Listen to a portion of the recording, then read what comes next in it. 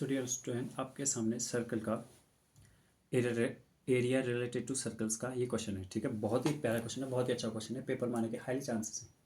Sample paper का question है बच्चों ये।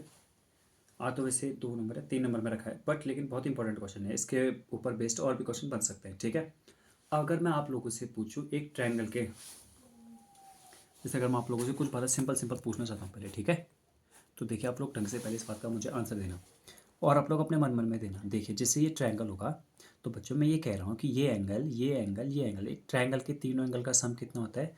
तो आप बोलोगे सर हमें पता है एक ट्रायंगल के तीनों एंगल का सम कितना होता है, 180 होता है। लेट सपोज कि अगर ये एंगल ए है, ये एंगल बी है, ये एंगल सी है, तो तीनों का सम कितना होगा? 180 होगा। ये तो पक्का हो गया ना। फिर बात आती है कभी कॉमन लेने की, तो कॉमन लेके हम इनका सम 180 ये डिक्लेयर कर देते हैं। अब यहाँ पर देखिए जरा क्वेश्चन में देखिए क्या हुआ। दरअसल एक हॉर्स है, एक काव है और एक गोट है। तीनों को एक पैक से, रोप से बांध रखा है, मतलब tight at the corner of a triangular shaped field. तो इसमें मतलब बात यह है कि एक हमारे पास ऐसे ट्रायंगुलर शेप का एक फील्ड है। ठीक है, चलो इतना बड़ा बनाता हूँ मैं, आप लोगों को शायद अभी दिख रहा होगा। ठीक है, मैं पूरा कहानी बताता हूँ यहाँ पर है क्या करके। क्वेश्चन एक बार आप देख लेना, इसे पढ़ लेना क्वेश्चन को। इसमें लिखा है horse a cow and the goat are tied each by ropes of length इतना 14 मीटर, मतलब 14 मीटर की यहाँ भी लेंथ है, 14 मीटर की यहाँ भी लेंथ है, 14 मीटर की यहाँ भी लेंथ है। तो कॉर्नर पर बांध रखा है ए बी सी। तो अगर मैं इसे ए बोलूँ, इसे बी बोलूँ, इसे सी बोलूँ, तो 14 मीटर की लेंथ से एक रस्सी बांध रखी है, पूरे बांध रखे है। और इसकी साइड दे रखी है, एक दे रखी है 35, और ये सेंटीमीटर में नहीं, मीटर में है शायद, मीटर में। तो ये मीटर में हो गया 35, और ये है 40, और ये है 50। ठीक है, तो find the area of the grass that field can graced bye them. अब वो कितना घास खा पाएंगे करके ये बताना है हमें। ठीक है, तो बच्चों देखो अब मतलब ऐसा है कि ए बी सी हमारे पास एक ट्रायंगल है। अब हमने यहाँ पर एक खूंटा लगा रखा है, यहाँ पर भी एक खूंटा लगा रखा है, यहाँ पर भी एक खूंटा लगा रखा है। और इससे हमने क्या कर रखा है, 14 मीटर लंबी रस्सी ली है। 14 मीटर लंबी रस्सी से यहाँ पर तो लगभग इतना खड़ा होगा, 14 मीटर लंबी रस्सी मतलब लगभग इतना। तो यहाँ पर का है पूरा एरिया।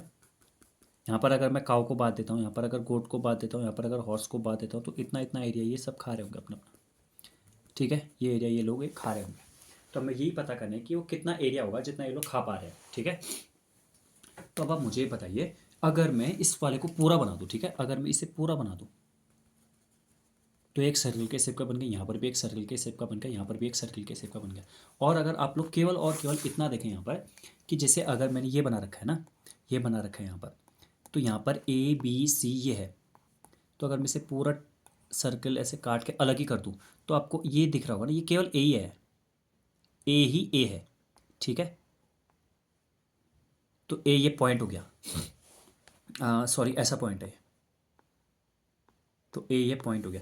तो ये वाला एरिया, ये एरिया एक तरह का सेक्टर नहीं बैठा, सेक्टर बैठ गया बच्चों। अब सेक्टर का एरिया कितना होता है? सेक्टर का एरिया होता है theta upon 360 into pi r square, ये एरिया होता है। ठीक है, तो अगर मैं बात करूंगा यहाँ पर जो टोटल एरिया आ जाएगा, टोटल एरिया कितना आ जाएगा, तो टोटल जो एरिया आ जाएगा ना वो इन तीनों को ऐड करके आ जाएगा। तो इन तीनों को हम ऐड करेंगे, तो टोटल का एरिया हम तीनों को ऐड करेंगे, यानी हम लिख लेंगे इस वाले के सेक्टर का एरिया थीटा, यानी कि angle a upon 360 into pi r square. ठीक है, ये इसके लिए हो जाएगा। देखना, ये याद रखना कि 14 मीटर की लंबी रस्सी है। हाँ ठीक है, चलो ये भी बात याद होगी आपको। यहाँ पर B upon 360 into pi r square, ये एंगल बी के लिए होगा, और एंगल सी के लिए angle C upon 360 into pi r square, ये हो जाएगा। अब देखिए यहाँ पर से pi r square, pi r square, pi r square तीनों में कॉमन है, और 360 भी कॉमन ही है। तो यहाँ पर क्या बचा? केवल यहाँ पर केवल और केवल एंगल ए बच गया इस वाले में। देखो बच्चों, अगर मैं पाई आर स्क्वायर 360 को हटा देता हूँ ना यहाँ से, तो क्या बचेगा? केवल ए। यहाँ पर से अगर ये पूरा हट गया तो यहाँ पर केवल बी बचा। ठीक है, ऐसे ही अगर बात करूँ तो यहाँ पर कितना बचा? केवल सी बचा। देखो तीनों एंगल हमारे पास आ गए। अब आपको पता है कि ट्रायंगल में अगर आपको एंगल नहीं भी पता है तो तीनों एंगल का सम तो 180 होता है ना, चाहे कितने भी एंगल हो। तो तीनों एंगलों का सम तो इसमें 180, कितने भी एंगल होगा, कहने का मतलब मेरा ये है चाहे कितनी भी डिग्री के एंगल हो। ठीक है, बट इन तीनों को मिला के तो 180 आना है। तो पाई आर स्क्वायर अपॉन 360, 360 है, 360 इंटू 180। तो मेरे पास टोटल जो ग्रेज्ड एरिया है वो कितना आ जाएगा? देखो 180 से 360 का 0 से 0 गया, 18 से 36 टू टाइम्स, तो 1/2 पाई आर स्क्वायर, ये मेरा क्या आ जाएगा? एरिया आ जाएगा। अब आर है क्या? आर दरअसल में है मेरा यहाँ पर बच्चों, ये जो रस्सी की लेंथ है ना, रस्सी, और रस्सी कितने मीटर की है? 14 मीटर की।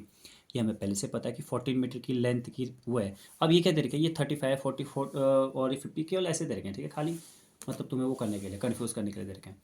तो यहाँ पर मेरा एरिया कितना आ जाएगा? एरिया आ जाएगा 1/2 इंटू पाई, पाई की मैंने वैल्यू रख दी 22/7, और आर स्क्वायर है तो 14 इंटू 14, क्योंकि स्क्वायर है तो 2 बार लिखेंगे। ठीक है, तो इस तरह से लिखेंगे आप 7, 7 2 जा 14, 2 से 2 गया, नीचे से ऊपर चीज़ें कट जाती हैं, ठीक है। तो बचा कितना हमारे पास 14 इंटू 22।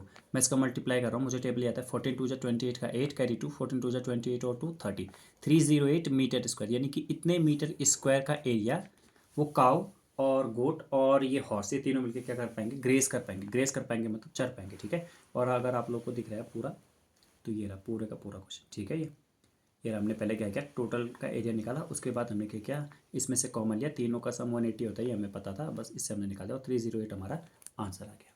तो मिलते हैं आप नेक्स्ट वाली वीडियो में।